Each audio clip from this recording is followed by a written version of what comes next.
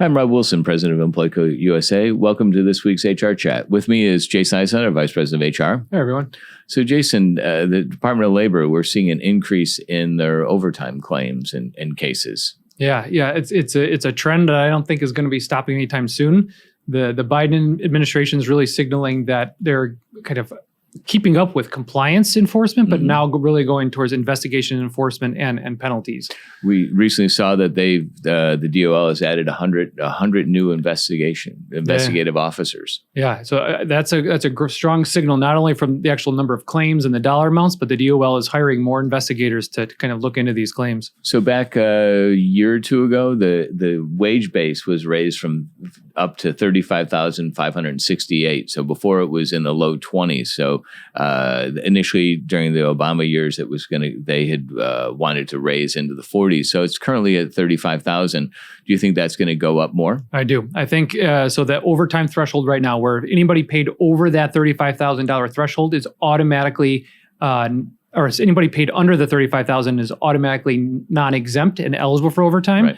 I think it's going to be, we're going to probably hear the proposal from the DOL maybe within the next couple months, and probably will be in the 40s is kind of what people are thinking. But then how much pushback from the employer community, we'll see kind of if it sticks there or goes lower. So the key part then is 40 hours is your threshold, 35,000 is a wage standpoint. Anybody working 40 hours a week that makes less than 35, you've got to pay them overtime. Yep. And anyone even over 40 who has certain skills and duties, you have to look at all that's kind of their job duties and how much decision making they have. Take a look at all that to see if they really should be eligible for overtime. There are certain pitfalls that typically employers fall into, like employees working through their lunch hours or working in home hours if they're kind of a remote employee and they're not kind of clocking in, clocking out if it's an hourly employee.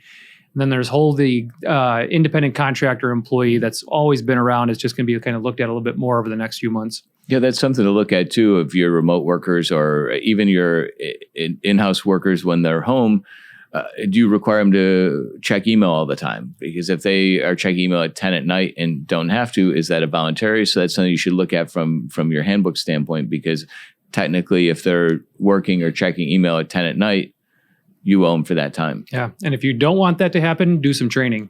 Continually remind those non-exempt hourly employees what you'd like them to do, especially as they're approaching 40 hours a week at that overtime. Hey, you got to come to us to make sure your overtime is pre-approved. Clock all the time that you work if you're trying to really be compliant and kind of avoid some of these charges. Yeah, three recent cases. There was a couple in Texas. One was $867,000 in tips. Wow. Tips and overtime for 910 workers in Texas where they weren't paid their overtime or their tips. And another one in Texas, 337 sanitation workers for $731,000. Wow.